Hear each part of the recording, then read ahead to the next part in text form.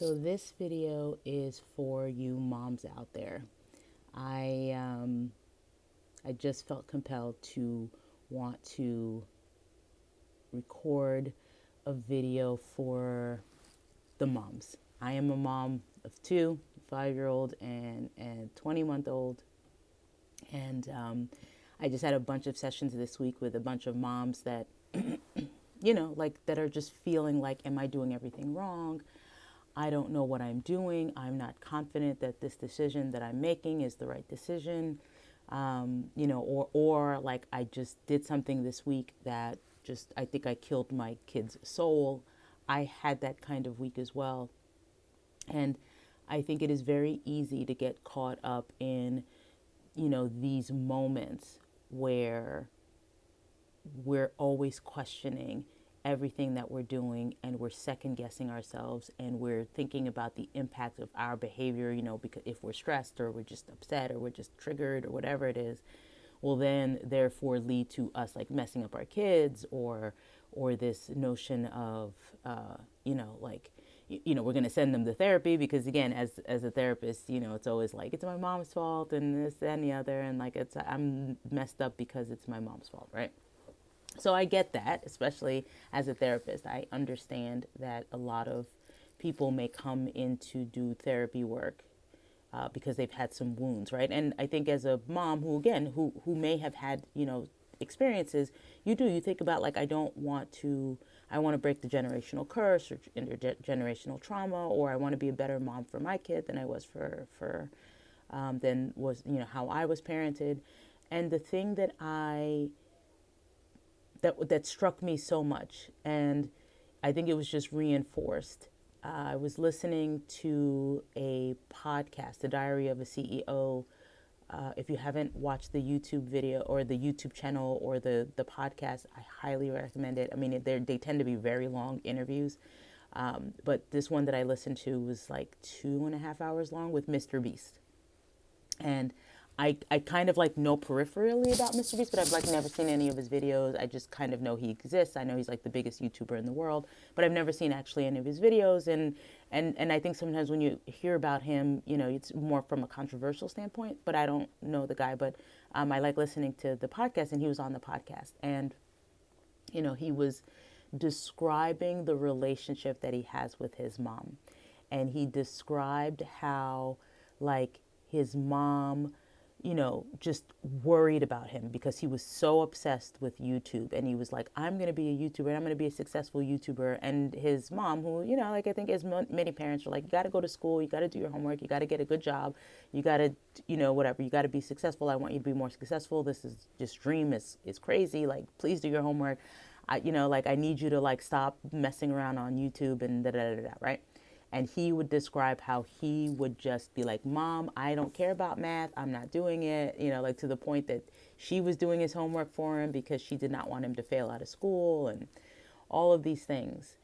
And he described how, like, they had a really contentious relationship growing up because, again, like, his mom had been in the military and, had suffered the consequences of the 2008 crash. And, I guess it didn't really go into like, mom and dad issues, but maybe like a divorce. And, like, she's like a single mom working like 3 jobs, and, like, had barely had any money to like get their car fixed, and she's begging with him to do his homework, and he's just like, I want to be a YouTuber. And she said some things, and like, from the perspective of being a parent who wants to see your kid be successful, and then watching your kid potentially make these choices that are not going to end well, like, we can all understand that.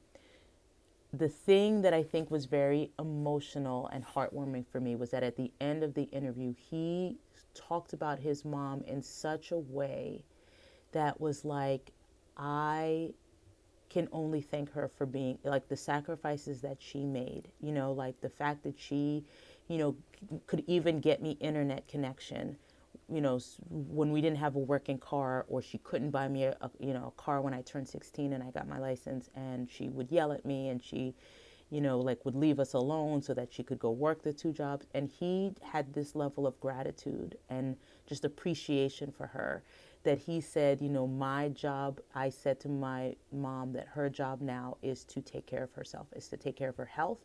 And he's like, and I can afford to, we do all the biomarker things because I need you around. I need you around for my grandkids, and I need you to be the grandmom for my kids. And then he's just sort of said, like, my mom's never gonna die. Like, he just was like, she just can't die. She can't not die. Like, because I need her. I need her. And it was just such a heartwarming, it was like a very emotional for me, right? Because I remember the days when I used to work in child welfare, and these kids who were removed from their home for significant, severe abuse and neglect, whether it was sexual abuse, whether it was like beating, like being punched and like hospitalized, so like hospitalizations, right? Because their parents, beat the shit out of them, right? Or like just living in squalor and just could not, like they were like, it was just extreme neglect situations where the kids like had to be removed from their parents' care. And I remember so distinctly, like 90% of the kids that I worked with were like, I just want to go back home. I just want to be with my mom. I want to make sure my mom's okay. I just want to be with my mom. And there was an element of at least in the beginning, I was like, why would you want to go back to this like abusive and neglectful parent, right? But the power of like the relationship that we have with our kids, right? And this idea that, I worked with some of the, and I don't want to say the worst moms, like they were just the most stressed out. Like they had no, like they're living in poverty and they just are like trying to rub two nickels to work together to take care of their kids. So sometimes they didn't make the best choices, right? But even in that situation, these kids were like, my mom brought me a peanut butter sandwich. Like, and so like, she's the best mom ever. She's like the best mom ever. And then to hear like Mr. Beast talk about how like they had like, and I don't want to say traumatic memories, but like some really hard times, but he's just like, that's my mom. That's my mom, and I want to take care of her, and I want her to be happy, and I want her to be okay because I understand the sacrifices that she made. So I say all that to say, if you've had a hard week as a mom,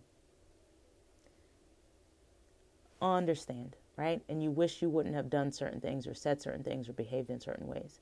But having this notion that your kid loves you anyways, right? Like outside of that. And I then try to say to a parent, think about day in and day out, day in and day out. If there's 24 hours in a day, right? 24 hours in a day times 7 days a week times 52 weeks a year, that's 8,736 hours a year, right? If you think about that, you've lost your ever loving mind, right, for 1 hour a day or 1 hour a week when you just had a really bad day and you just were not on point, right? Like, yes, can you become consumed with this idea that you were a terrible mom that day? Sure. But think about the other 8,000 hours where you were like trying to be the best mom that you could, right? So it is about saying, yes, I get it.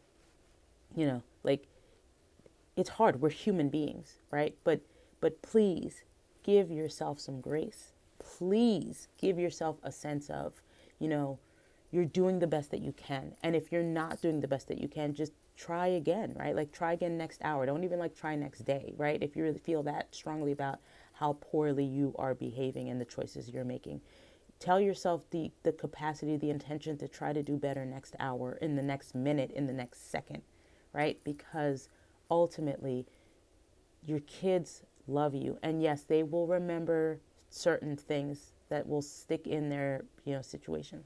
But for the most part, they will also remember the moments that you've made, the sacrifices that you have made, and will have a tremendous significance of appreciation for you in the future, especially in my mind, if you just say to yourself, I'm doing the best that I can. I'm not great. I'm doing the best that I can. And I think kids sense that, and kids can appreciate it. Even if in the moment you're like, oh my God, I think I just killed my child's inner child, or I just killed his soul. I think I really did some damage here because I was yelling, and I get that, but I'm also like, I want you to be able to bring that back and say to yourself, I'm doing the best that I can, and you know, I can do better. I will be better. I am better, and I'm not saying just to be like, oh, it's fine, it's fine. It's just recognizing that your kids will just love you for trying. So I just wanted to give you that pep talk.